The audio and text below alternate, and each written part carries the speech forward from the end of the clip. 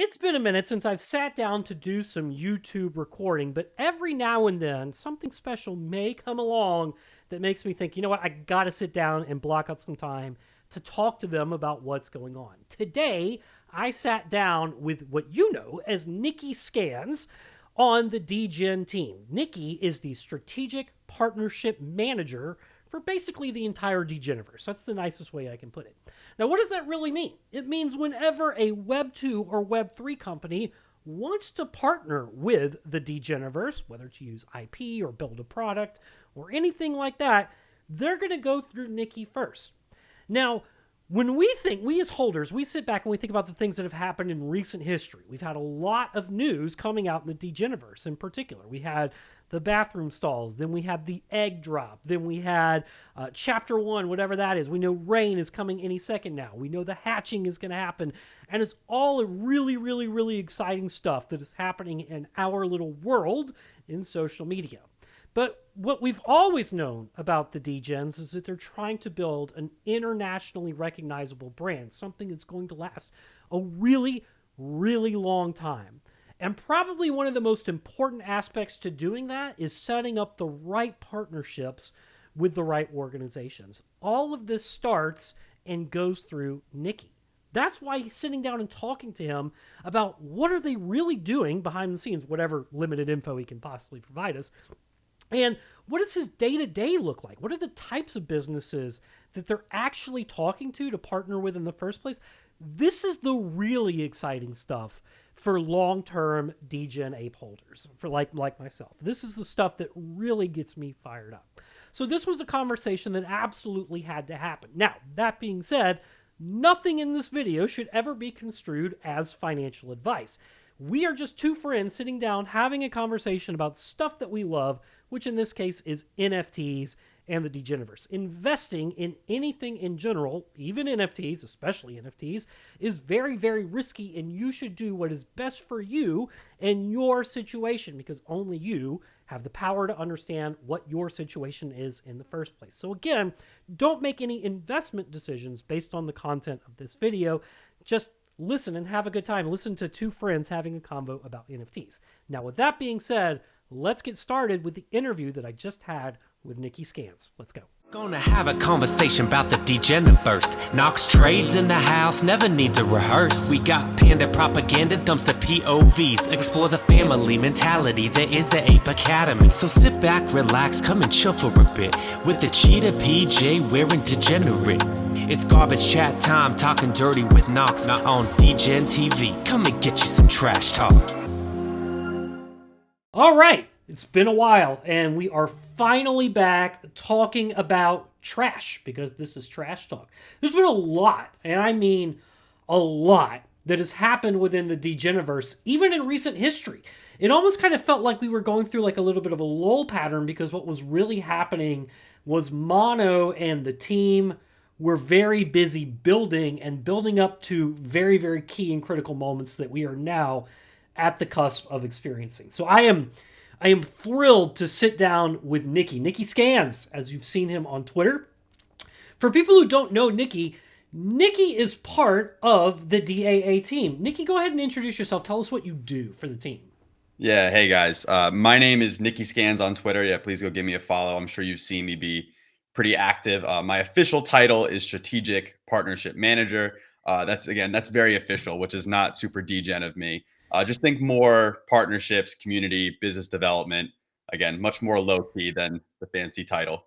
It feels like that would be one of the most critical roles in a project that is very, very ingrained in building an international brand.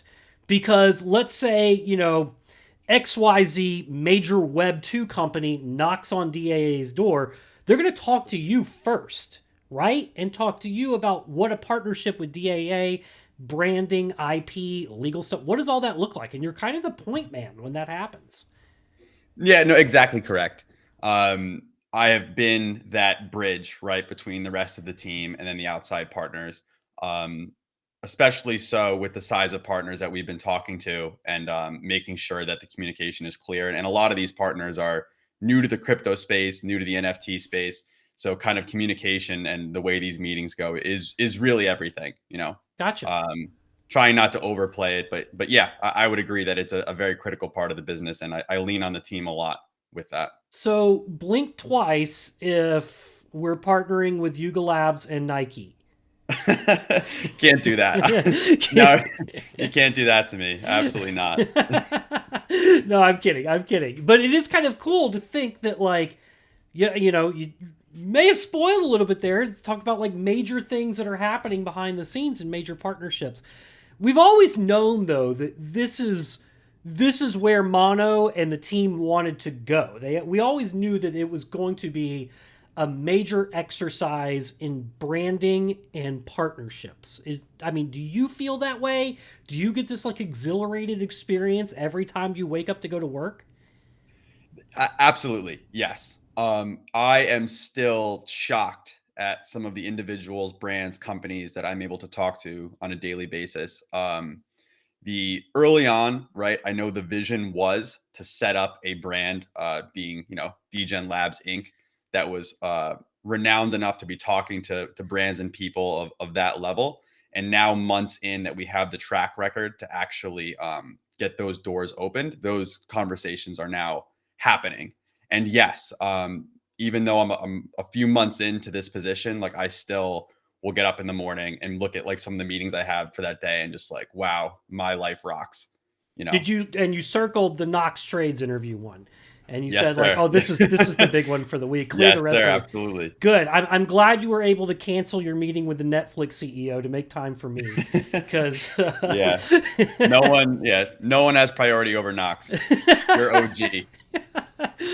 No, I mean, this is cool. I've actually kind of been stepping away from YouTube for a while now, because I've been very, very focused on, doing Web3 developer training. I know I fire off a lot of tweets during the day, but legitimately what's happening is like I'll record a block of content, then fire off a tweet, then go back to recording a block of content. And when, I started chatting with you and Tish about having this type of meeting, I was like, okay, well, this is one of those things where I'll come out of retirement for that. Like, because this is particularly exciting for me to sit down and talk to you and talk about, the Degeniverse. Beyond that, like, I've also been pretty vocal about how I'm trying to like whittle down, my NFT scope. For a long time there, I was trying to like, mint something and make a huge moonshot and, do all these degen plays. And really, at the end of the day, it's a young man's game. And for me, I would much rather just like hitch my buggy up to like 5 projects and let them take me to Valhalla, whether that's 6 months from now or 2 years from now or whatever. And yeah, you can't keep up with it. I know you can't, but like the kicker of that is like when you really find the projects that you love, like the Degeniverse, you don't have to keep up with the other stuff because there's plenty of stuff going on here, right? And so much stuff has gone on in the recent weeks that, I mean, it's kind of overwhelming, the things that you and I have to talk about now, because we had the bathroom stalls, we had the eggs, we have Rarible. What was that like with Rarible as a strategic partner guy? What was that like for you? Yeah. So first of all, whenever we talk Rarible, I have to make sure that Crass Kitty gets some credit there. Okay. She certainly opened the door for us. We were talking to a few marketplaces. It was long overdue to kind of get that custom personalized marketplace out there. And we definitely felt that pressure, but we weren't going to let that pressure dictate if we had to get into partnerships that we weren't comfortable with or we didn't feel like was the perfect fit at that time. And the pressure really was because we wanted to make sure the DAO was getting some of that well-deserved funding. With Rarible, and again, this is not to, I am not trying to talk poorly about any of the other marketplaces we were talking to. It just, the fit was the best. Sometimes like there's tests where all the answers are right, but what's the best answer? Mm-hmm. And in our case, that was Rarible. Mm-hmm. On the technology side, on the ethical side, on the market side, what they were willing to compromise with us, the eyeballs that they have that they're bringing from their own Twitter and Instagram and Ethereum users, it really was the perfect fit. And from beginning to end, they catered to, and we didn't agree on everything, obviously, right? But they absolutely catered to our needs and how we were trying to, best represent the community. Mm-hmm. I've actually pulled up the marketplace right now on my screen. You won't be able to see it, but the viewers who are watching this will. And I'm just exploring the UX and the UI. It's very thematic. It stays on theme, on brand. Even down to the things like the fonts, those matter, and you guys nailed that. It's got all of the collections with DAA, DTP, and the kindergarten. And it's just a cool experience. Now, taking it a step further, they've also integrated it with other marketplaces, right? I now see my listings on Magic Eden, which I think is really, really cool. Yeah. With Magic Eden, I believe it's they're pulling information, and that's kind of how some of that, right? We'll take credit for a lot of things that ended up being a little bit lucky. Oh, okay. Trust me, I love to take credit for things, but yes, with the also being listed on Magic Eden ended up being a lot of luck. But what we were really excited about is, again, and I've been very clear on this, and my stance has not wavered. Our goal, yes, we want to get the DAO funds, but our one goal is liquidity for holders, right? We do not want, we obviously know for a fact that we're not going to let anyone down. And then if you hold, the value of your assets will go up. We are very committed to that over time. But not financial advice, lawyers who are listening in on thanks, that. Knox. I think there's some things you can't say in that. maybe one of those things. Thanks, Knox. Yeah, not financial advice. Obviously, I have a lot of conviction on this, being inside. But yes, make whatever's best decision for yourself. And that's actually what I'm getting to now. Is a lot of times people do have to sell. Whether they were just trying to flip or whether they've held for long enough and it's time to exit. And we want to make sure that you have as much liquidity as possible. And that's why we push so hard for non-custodial, right? Because we want you to be able to have Magic Eden eyeballs, Solana Art eyeballs, OpenSea eyeballs, and then Rarible as well. That's really, really, really cool. And I mean, beyond that, the fact that you guys were so open to working with the DAO and helping get some seed funds in the DAO's door, that's also, people don't realize how big of a struggle that is.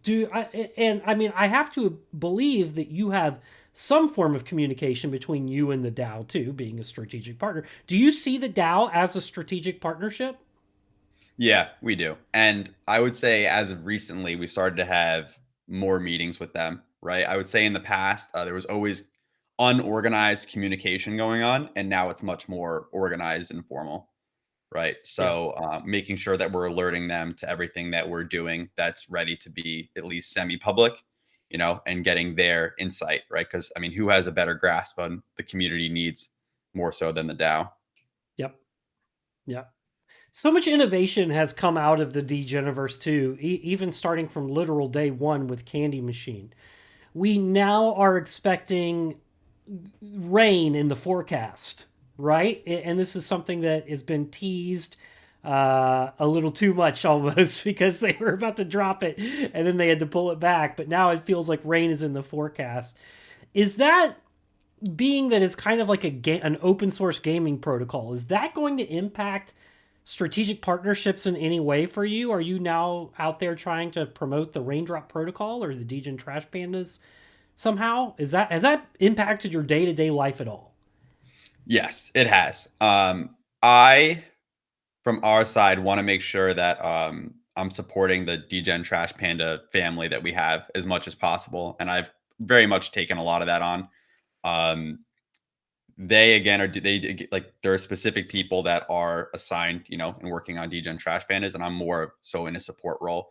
But anytime that there are partners that would want to talk to them on the gaming side, or that they're talking to and need to run things by me, or don't need to run things by me, but appreciate advice on it. Yeah, it's definitely added to what I have going on now for sure. I was actually kind of curious about that, if you were just focused on the apes collection or if you're in the entire Degeniverse. Yeah, we're very much trying to, because we know internally that it's all linked, right? That the three collections are all linked on the Degeniverse, and that's the IP, right? That's the value of the brand, is the Degeniverse as a whole, not individual pieces. But at the same time, right, there are people that are specifically tied to the individual collections, right? But making sure that we have open line of communication and supporting each other as much as possible. And that there's never a time that, and this is like almost going to sound a little corporate, but there's never a time where like, oh, well, that's not my job. Well, no, if it's under the Degeniverse, it is my job, right? And that's the way the whole team feels. Yeah. Is it a big team? Um, Without saying the exact number, because I don't want to give the wrong number, it is a decent size like startup, right? Yeah. Yeah. That's fair. That's You go good. ahead and imagine That's all whatever I you'd was like on looking that. for there. You know, that's exactly what I was looking for. I mean, that's so interesting. So I see how you are now involved in the entire Degeniverse, not just the apes. Do they give you inside info about what's coming next? Do you know where they're going with the Degen Ape Kindergarten? Yeah, the internal team, of course, is kept up to speed, and the main reason for that being, um, the more hands you have on deck, the less chance of like mistakes sneaking through, Mm-hmm. right? You want to make sure you're getting everyone's opinion, and then also, you'd hate to put something out there and then find out after the fact that 3 people hated that, you know. Yeah. So we're definitely running everything by each other for sure. I guess you know, it's interesting to me, and I'm trying not to like ask you for insider info because it's very, very hard not to, but it's more or less like I'm trying to ask, like, is this I already gave financial advice, right, Yeah, that I wasn't supposed to give, and now you want insider info on top of it. is this journey taking us somewhere? Is this impacting strategic partnerships? Like, do you see Degen Ape Kindergarten impacting strategic partnerships, or is it just another art collection? I guess is, you know, is there going to be more to these eggs? We know that they're going to hatch. They've said they're going to hatch, but is there going to be more to it after that? So what I'd say is, trying to think how to word this. So with after the eggs hatching, we feel that the eggs are kind of, because we just talked about, oh, chapter 1, right? Mm-hmm. Well, the eggs in our mind combined with the trash pandas are really like, if chapter 1 was DAA, chapter 2, and again, this is without formally committing to this, chapter 2 is the Degeniverse, Uh-huh. right? And the eggs are really solidifying that it's like, oh, like yes, DAA, right, is at the top. That's the original OG collection. Uh-huh. But like RIP is so much more than that. Yeah. Right. We are not stuck on just this one collection. We have these 3 now, right? And all represents the Degeniverse. And that is the mentality that we have, you know, with chapter 2. That kind of actually brings up a good question. There is a mentality that comes with the Degeniverse, and almost an ethos. We like to say ethos a lot. There's a spirit to it. Do you feel like that is actually your IP when you're out there marketing? It's not just the art assets, but actually the spirit that comes along with it, the playful fierceness. The playful fierceness. I like that. Yeah, I haven't heard that one yet. Yes, absolutely. And I was talking to this a little bit on the Rareable Twitter Spaces about where like our attitude comes from, and it trickles down. First, Mono's art in itself has that it has that like degen goofy attitude while also feeling premium, and I feel like that is what the community has taken on, because I know all these people that are talking on Twitter and having fun and enjoying themselves, not all these people are talking like that in real life, right? It's the alter egos that we have on Twitter that we're having so much fun with, and yeah, it definitely represents the brand that way. And then the community took what originally came from the art and then ran with it. And someone I want to credit for that a lot is Tosi, of Mm-hmm. course. Everyone knows the community manager, and he's so much more than that, right? Yeah. He wears 100 different hats. But he helped shape, right, what that Degeniverse attitude looks like. Yep. And then the art just continues to cement that, right? With DAK, which you guys haven't seen a ton yet, and then obviously the Trash Pandas as well, all with that same art style, that same attitude that cements how the community talks to each other on Twitter and Discord. So I guess when you have these conversations, not just with Rarible on Spaces, but whenever you're meeting with, you know, Web 2 companies, assuming that you're meeting with Web 2 companies or other, you know, Web 3 brands or things like that, is this part of your pitch deck, you know, that this is, you're not just getting art, you're getting something more.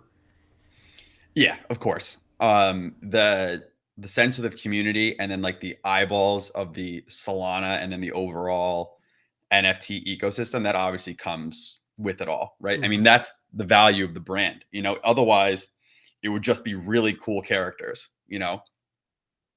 And when you're talking about how highly, like, financially, like, we value the brand and the IP, like, it would not be near that without the community and the attitude, you know, that comes with it. Yeah. Yeah. I mean, I think that is an important factor. Is like, you know, it's one of those things, like, if I were tasked with just making something up, like writing a book or writing a script or something like that around the Degeniverse, I don't know that I would have been able to do it like in its first week. But now that I've been a part of this Degeniverse really since Mint Day, and watched how it evolved and the different kinds of emotions that it brought out of people, the different attitudes, now it's like, oh, I fully fledged understand what this is, what it means to be a Degen ape or a Degen trash panda. And now I feel like, oh, this would actually be really easy to sit down and write about someday, because there's just so much. There's so much content that's there that's just waiting to be, you know, put into, you know, text form or, you know, television form or whatever format. I just feel like there's so much more to the IP than just the art, even though it all started with the art, which I think is really cool. Yeah. And I have to imagine, you know, you're having these types of conversations daily now, and that has to be really, really exhilarating and fun. And I'm not jealous in any way at all. I'm extraordinarily jealous. That's a total lie. But, Well, Knox, I mean, there's no reason for you to be jealous, right? You're part of the community, you know. You're along for the ride at this point, so you're on the inside for sure. I am buckled in, and I am along for the ride. That is exactly it. I'm not going anywhere, I'm thrilled to be a part of that ride. It was, you know, I was like legitimately sweating and shaking. Somebody asked recently, you know, I think it was Jordy. He made a tweet that was like, "Who are all the OGs who like bought an ape and never sold it or whatever?" And I bought my, you know, the leopard Viking that everybody knows about. I bought it for 169.42 SOL, and I think it was like September 11th or something. And that sucker has only left my wallet so that it could be wormholed to ETH so that I could test out the profile picture thing. I remember when you did that, yeah. That was like back in December. Yeah, speaking of, when Solana NFT Twitter PFPs, I don't know. Oh, man, see, I was going to ask you that next. Yeah. I assumed that you would be the strategic guy who's like in touch with Elon Musk. We've been to figure it out. We've been asking around about it for sure. We've talked to some of the right people, but we have not been able to get the straight answer on it yet. But just know, me as a first and foremost, I'm a community member, right? That's how I started. I want to flex my awesome apes on Twitter, just like everyone else does. So I do too. Trust me when I say we want it. I do too. I mean, it was expensive to wormhole that sucker over to ETH and back. I think it was $300 each way, just for the gas fee. But was $300 nice each way. $300 each way. So I sent it there, and then I had to send it back because I wanted to do the eggs. A little bit more expensive than Twitter Blue, huh? So yeah, a little bit more. $2 a month. Exactly. So, and that was just for the wormhole. Oh man, I forgot where I was going with that. But anyways, that NFT has been a part of me for a long time. Oh, the thing I was going to say is that it did keep the metadata intact.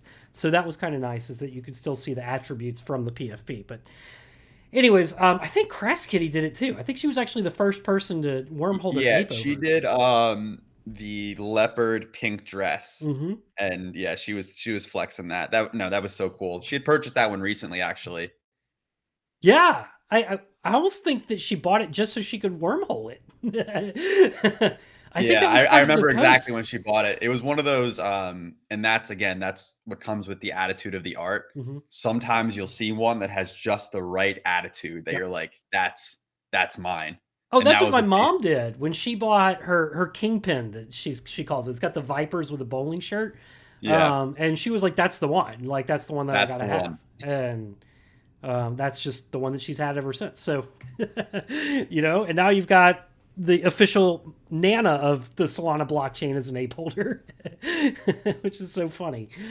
Anyways, man. So I mean, what else is going on in your realm? Like, how busy are they keeping you? So it's very busy, right? Because it's always all hands on deck for anything, and there's many hats you have to wear. And when things are going on, like whether it's launching the marketplace or putting out any of the small fires that are involved with any startup, specifically an NFT startup, it's not like all of my partnership meetings stop. So it's both. But again, it's a blast. Like it is fun all the time. I know my fiance gets so jealous because I'll be working like these long hours and late, and I'll still be doing it with the biggest, dumbest smile on my face. Because Hmm. truly, it is a ton of fun. I know that feeling. I've been there, and I know that feeling. And again, I'm still so jealous that you get to be a part of this on the inside. And you get to see all the cool things that you're working on, and you get to know all the spoilers and all of that stuff too.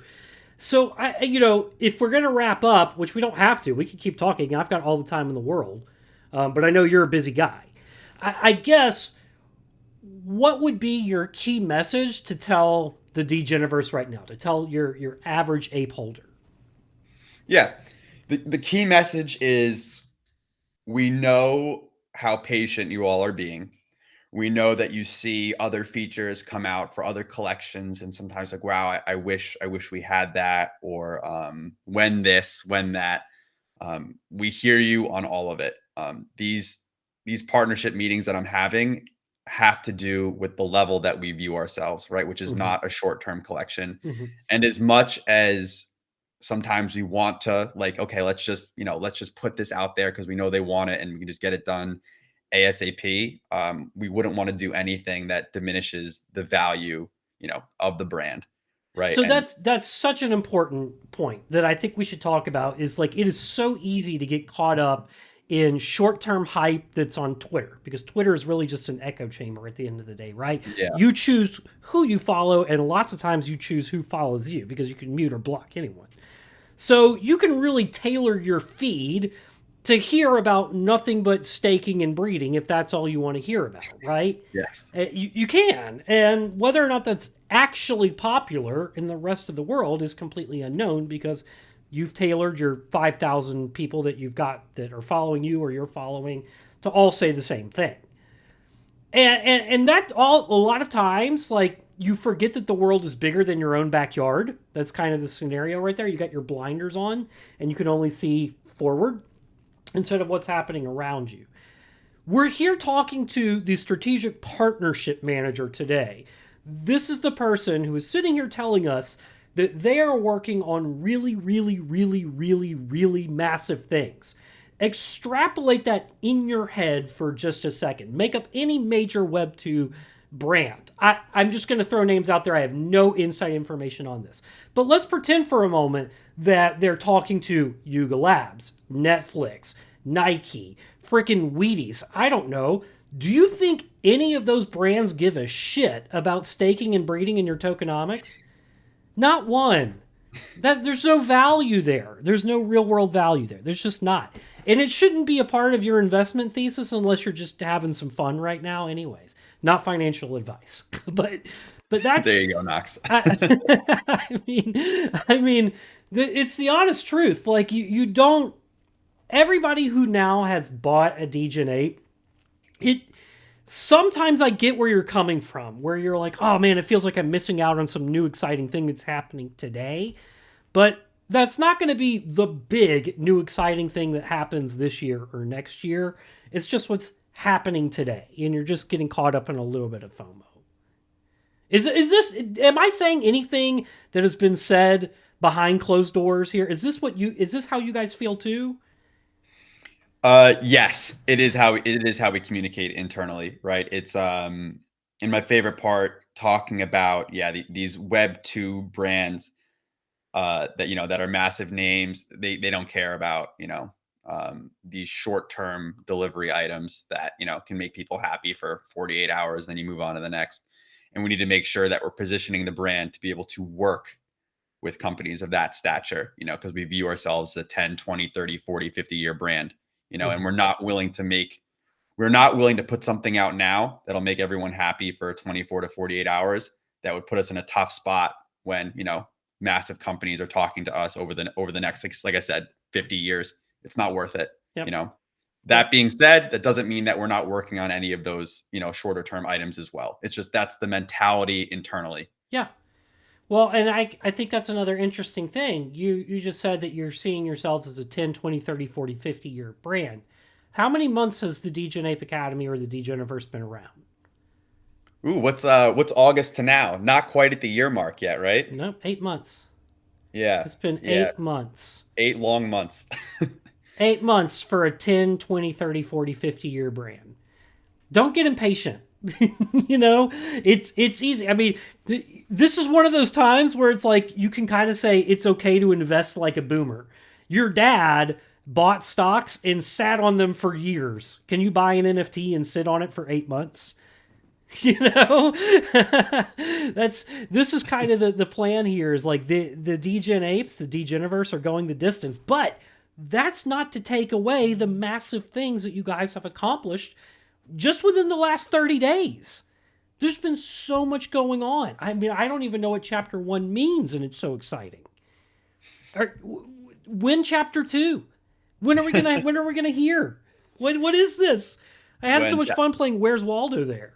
Yeah, that was there was a lot of conversation that went into that little graphic that went out, and I'm glad everyone loved it because I know I was geeking over it as well. But yes, this I guess was mentioning before with chapter 2 being the Degeniverse, and just DAA and DTP and DAK taking that next step, right, and making sure that we are approachable like by these other brands, and people, and getting new eyes and new users into the ecosystem, right? Mm-hmm. Mm-hmm. How frequently do you meet with new company? How frequently do you have a first contact with a new company whenever you're reaching out? Do you reach out? Do they reach out to you? I would say, so first to answer the question for who's reaching out to who, if you're not regarding the size of the company that's reaching out, it's at least one a day, right? That I'm having a conversation.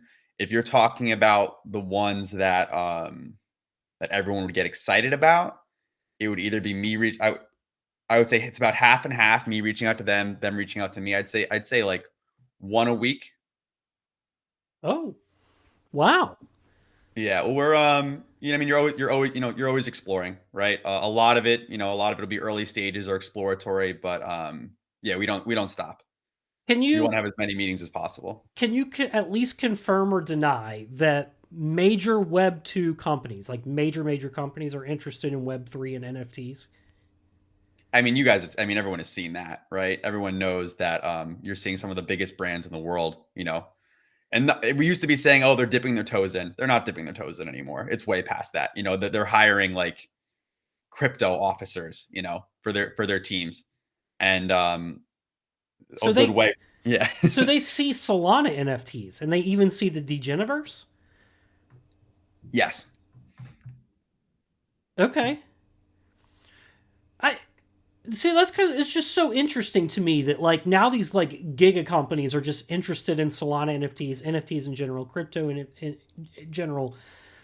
So, but when we actually look at like the market as a whole, the price action as a whole, not just the Degeniverse, but NFTs, Solana NFTs, it still feels like we haven't actually launched a Valhalla yet, right? It still feels like only Basie and maybe the punks have.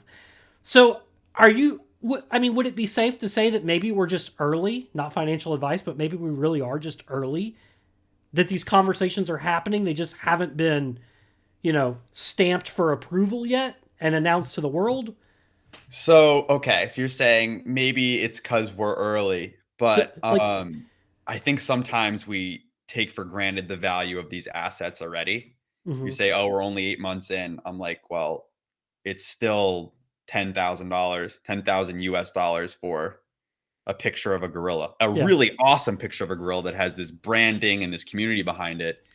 It's like, oh yeah, we're early, but at the same time, clearly the entire, not only crypto ecosystem, but outside of that is putting a very high dollar value on this, you know. Is that a barrier to entry to Web 2 companies? Do they look at floor price? Um, I would say that floor price mostly affects like an ETH user coming over, but with Web 2 companies and large brands, they want to see factors that legitimize your brand and your project. And that being like, what does the team look like? What does the history look like? Who have you worked with in the past? What is the community like? What are some of your top sales look like? We're very lucky with that. I mean, I still talk to very regularly some of our, some of the community members that have made some of the largest purchases in the Degeniverse history. It makes my life so much easier when I need to legitimize our project in a short amount of time. Mm-hmm. Mm-hmm. Yep. Definitely doesn't hurt to have those major sales that the Degeniverse has, which is Yeah. awesome. And I mean, they've got some amazing ones too. The Moonrock sale of the zombie will be like an iconic moment in Solana NFT history. Yeah. And on top of that, the Moonrock guys are total chads, by the way. I mean, they have been buying up some apes recently, huh? That's been cool. They've been tagging me in all their posts, and I love it. I love seeing that. I love seeing it when these dudes are just like, we not only like the NFT that we bought, we want more. Yeah, they love the Solana ecosystem as a whole. I've met with them in person a few times now. Just really cool group of people that are invested in the Degeniverse as a whole, and really see the vision and the future of the project. I do too. But that does beg one question though. Right now, the Degeniverse really only exists in Solana. We now see that they've partnered with Rarible, which was an Ethereum marketplace. And Mono did confirm that they're working on allowing payments to be made in Ethereum. Is the future cross-chain for the Degeniverse? I would say well, first of all, I would say crypto in general, we view it as multi-chain, and we never want to say, oh, like our chain is better than your chain. Like there are things that we like about Solana, and that's why we exist on Solana. But we know that there are so many ETH users out there that we want to introduce, to our collection and then get value from it. And we'll continue to push to make sure that those eyeballs are seeing the collection. And yeah, like you said, ideally within a short amount of time, we want to be able to like real time swap over from ETH to Sol so you can purchase from the collection, without having to go through the hassle of swapping yourself. I like it. I like it a lot. I was hoping, I hope to see more of that in the future someday, because I agree that, somebody, I forgot who said this one too, but it was such a good post. The day that OpenSea went live, it was like, there's no longer Ethereum NFTs and Solana NFTs. It's just NFTs now, because it's all like one place to buy your stuff. And I really hope that that mentality continues on into the future, because it is a really important one to be inviting and welcoming to people from different communities as they come into yours. I mean, It doesn't even have to exist, it doesn't have to be Ethereum users coming to Solana. If you see somebody in Solana NFTs that bought an ape for the first time, celebrate that. If you see someone that's an ape that explored a new community, celebrate that, because, I was trying to think of like a good analogy to put this in. It's really hard to find a good analogy, but it's like, if you like basketball, for example, yeah, you've got your team that you root for, but you can still enjoy the sport of basketball for being basketball. And you could watch somebody else, some other team play basketball. It's kind of like that. If you enjoy NFTs, then just enjoy NFTs. Sure, root for your home team, but, celebrate other teams when they do well, or celebrate other people when they do well, because NFTs are cool in general, right? No, I absolutely agree, Knox. And sometimes it's funny to see it when you're rooting against. So there's rooting against other collections, which is silly for its own reason, right? Because the reality is, you need collections of all levels, right? You need the collections with higher floor prices to get new whales in. You need collections with lower floor prices to get new users in, right? You can't, it is tough to onboard new people into the ecosystem for 200 SOL, you know. Mhm. And then at the same time, right, it's with ETH users, you know, getting them over to here, it can't just be a one-way street. You know, we Yep. have to be able to celebrate anyone on our side that is purchasing ETH NFTs, you know, because people on the outside, they don't care. It's all just NFTs to them, you know. Mhm. So, and we all grow together. And the point I just remember the point I wanted to make is I laugh at the competitiveness with between blockchains or like so I view the big three in my mind as the Bitcoin, Ethereum, and Solana. What I laugh is the competitiveness with each other. But if you look at the charts, they all mimic each other like to a big point. You know what I mean? So Yep. it's so funny to like root for Ethereum to fail because every time Ethereum makes a huge dip, Solana makes a huge dip. Yeah. No, I totally agree with you. That being said, I am rooting for Cardano to fail. So, with the next question is um, sorry, I couldn't help that one. Yeah, I'm not saying anything on that. I know some people at Cardano that I like very much. That's fair. That's fair. You may be meeting with Cardano people at some point in your job anyway, so you don't want this to come back to get you.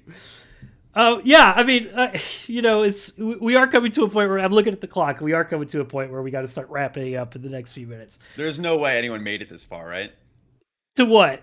A viewer. There's no way anyone made it this far in the right now. It's You probably just us know, talking to each other. I'm going to bet right now that Bard Stocks is going to make it this far. He's going to hang on every word. Because that Love dude, that. when he does his own research, by God, he's not missing a comma or a breath. He's going to hang on every word. And I appreciate that because I am the exact same way. If I am searching for alpha, this is how I would go about doing it. I'd listen to from the people who are directly on the team. So I got a feeling, and Jordy's probably listening too. I'm going to give him a shout out too. So, I will say like this has been a really really cool chat. You have brought forth information or a different perspective about how this side of the business works that I had never thought about. There's a lot happening in the Degeniverse, a lot of headlines that are happening, but you're working on the really really really major things. You're planting the seeds. Trees take decades to grow, right?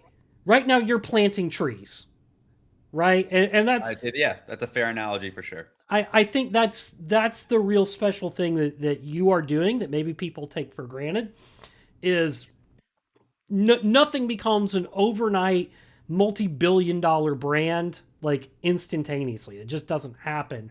But it does take strategic partnerships aligned very well, perfectly almost, at the very early days, at the very onset. And I'm talking the first year or two, in order to make it really take off over a long time trend. And you're the person who's doing that. And it's a really cool to have you on today to talk about this because you do shed some insight to things that I had never thought of. I had no clue that you were as popular as you were, having all of these first time contacts in a day or even the big ones in a week. This is amazing. And Yeah, it's I wouldn't say it's me that's so popular. It's the brand, right? The brand has made a massive name for itself, and like I mentioned right from the beginning, a lot of these times I'm pinching myself. You know how lucky I am to get to talk to some of these individuals or companies, and it just shows how much the brand has grown over the last 8 months. yep, yep, it has.